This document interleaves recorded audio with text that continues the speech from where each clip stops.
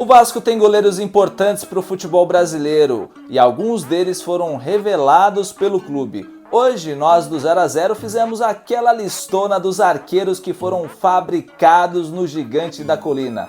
Eu sou o Tom Castro e esse é o Fábrica de Goleiros.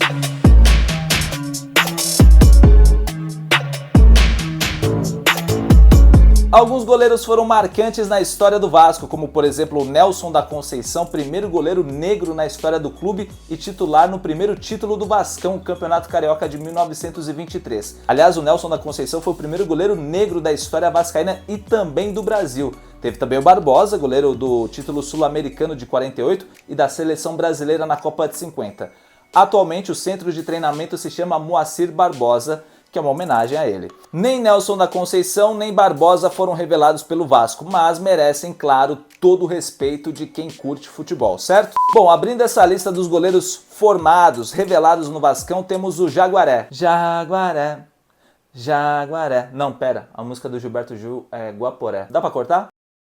Jaguaré começou no Vasco no fim dos anos 20, ali em 1928, e chamava muita atenção por sua qualidade e por um jeito moleque de levar a vida. Ele tinha a fama de irritar os adversários. O jogo com ele em campo era praticamente um debate político. O goleirão também tinha apelido de Dengoso, mas não era dos 7 anões, senão não seria goleiro. Inclusive, ele não foi o único no futebol com o nome de anão da Branca de Neve.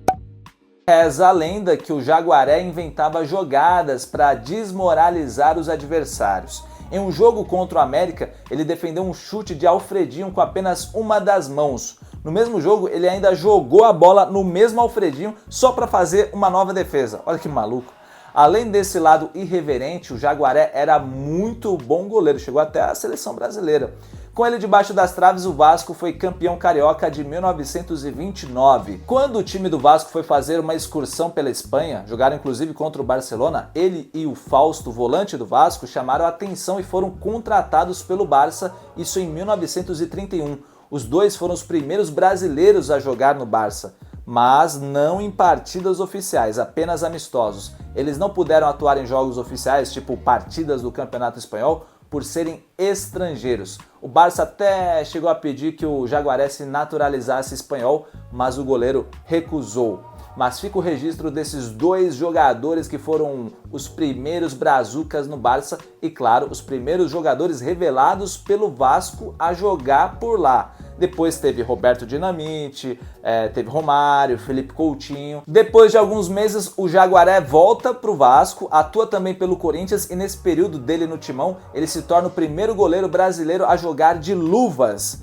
O Jaguaré ainda passou pelo Sporting, até que em 1936 foi jogar no Olympique de Marseille.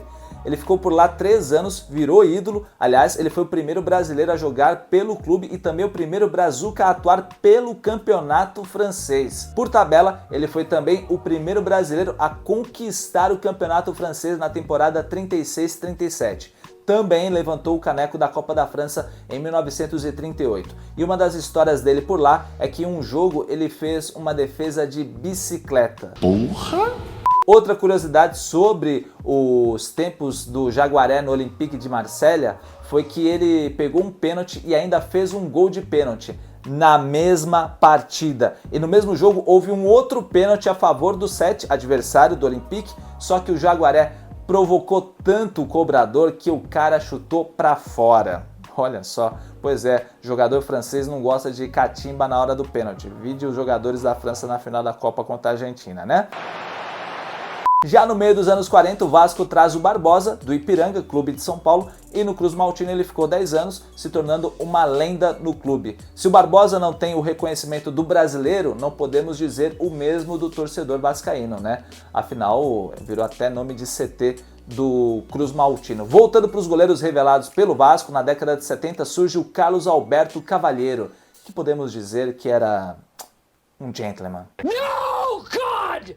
Esse cara tem uma história bem curiosa porque ele vai parar nos profissionais do Vasco em 1953, mas ele já estava nas categorias de base desde 48. Ele jogava sem remuneração no clube, pois era militar da aeronáutica e por isso não podia receber salários. Que loucura, né? Carlos Alberto Cavalheiro foi o último jogador amador da história do Vasco. Digamos que ele queria voos mais altos. Com ele no time, o Cruz Maltino foi campeão carioca de 56 e só saiu do clube no início de 58 por conta do serviço militar. Ele foi morar em São Paulo e escolheu jogar na Portuguesa. O motivo de escolher a Lusa?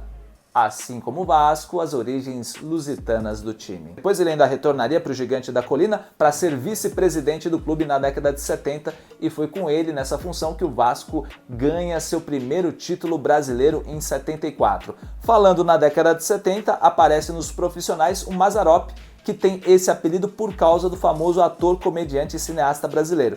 Quem deu o apelido foi o Brito, zagueiro campeão do mundo em 70 e que jogava no Vasco. O motivo do apelido era pelo jeito tímido e quieto do goleiro. O Mazzaropi fez parte do time campeão brasileiro de 74, mas não era o titular, já que o dono da camisa 1 na época era o Andrada, lendário goleiro argentino que chegou no Vasco em 69, vindo do Rosário Central. O Mazzaropi começa a jogar com mais frequência em 76 e no ano seguinte chegou a ficar 20 jogos seguidos sem tomar gol. Modo Muralha, né? Não, Muralha não. Muralha é outro goleiro. Além do título brasileiro, pelo Vasco ele foi 2 vezes campeão carioca em 77 e 82. Porém, em 79 o Vasco contratou o Emerson Leão e o Mazzaropi perdeu espaço e foi emprestado para o Coritiba, onde foi campeão paranaense. Em 83 ele foi novamente emprestado, só que dessa vez para o Grêmio, onde foi titular nos títulos da Libertadores e do Mundial daquele ano. O Mazzaropi ainda jogou no Náutico um semestre em 84, onde foi campeão pernambucano, porém retornou ao Grêmio sendo hexacampeão gaúcho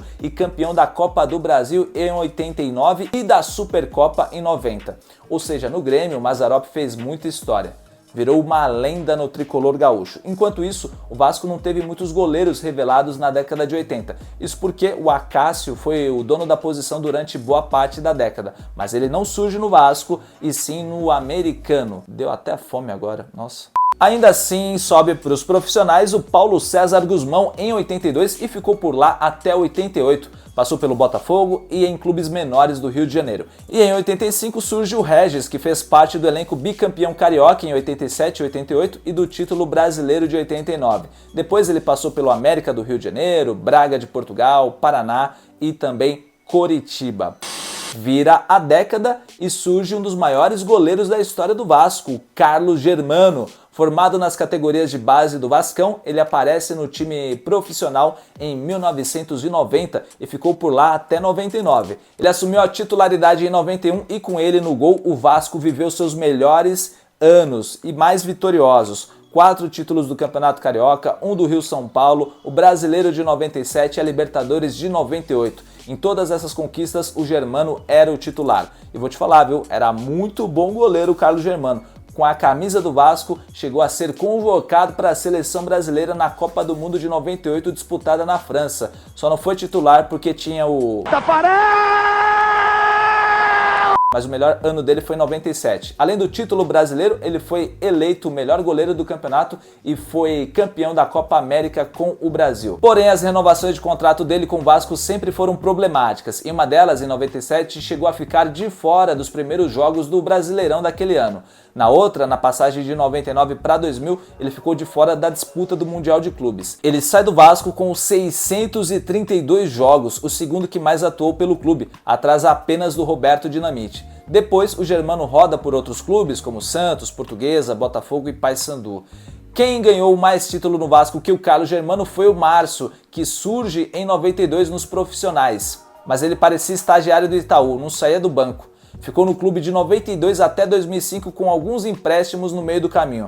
Mesmo assim, tem 10 títulos. Outro que levantou o troféu na condição de reserva foi o Caetano. O que é que você acha de mim?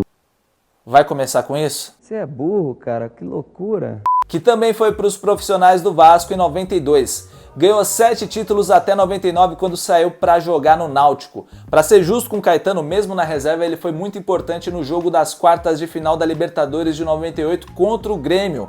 Carlos Germano estava com a seleção brasileira, queria disputar a Copa do Mundo, o Márcio estava com lesão no tornozelo e o Caetano foi escalado para o jogo. E ele fez defesas importantes que ajudaram o Vasco a se classificar para as semifinais. Teve também o Fábio dos Santos. Falei Fábio dos Santos, não Fábio dos Santos. Fábio dos Santos, que surge em 97, mas assim, para compor elenco, né? Nem coadjuvante era figurante mesmo, quinto goleiro. Tanto é que ele foi emprestado primeiro pro Barreira, depois pro Campo Grande. Só que aí pinta para ele uma oportunidade para jogar num time do Vietnã em 2001. Vira peça importante no time, se naturaliza e joga pela seleção vietnamita. Que loucura, hein?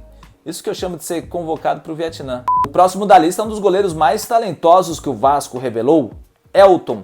Ele se torna profissional em 98 e chegou a ser inscrito na Libertadores daquele ano que o Vasco teve problema com os seus goleiros, ou por convocação ou por lesão. Ele era o quarto goleiro, inclusive. No Vascão, ele fez parte dos elencos da conquista da Libertadores e do Rio-São Paulo em 99. Já na condição de titular, ele é campeão brasileiro e da Mercosul em 2000. Depois foi jogar em Portugal, no União Leiria, e virou ídolo no Porto, onde pegou tendinite de tanto levantar troféu. Foram 18 por lá. Depois do Elton, o Vasco passou um tempo com goleiros que vieram de outros cantos, o Fábio, o Praz, o Martin Silva, e de vez em quando aparece alguém da base, caso do Jorge Martins, que surge em 2014 e até o momento da gravação desse vídeo joga no Novo Horizontino. Teve também o Lucão, que apareceu em 2020, mas não foi muito aproveitado e foi para o Red Bull Bragantino. E em 2024 fazem parte do elenco jovens como Pablo e Felipe Gabriel, que são terceira e quarta opção até o momento dessa gravação. Ufa! Quanto goleiro o Vasco revelou para o mundo, hein?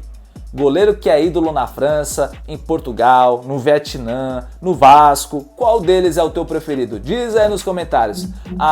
E aproveite e compartilhe esse vídeo com seus amigos vascaínos, beleza? Até a próxima!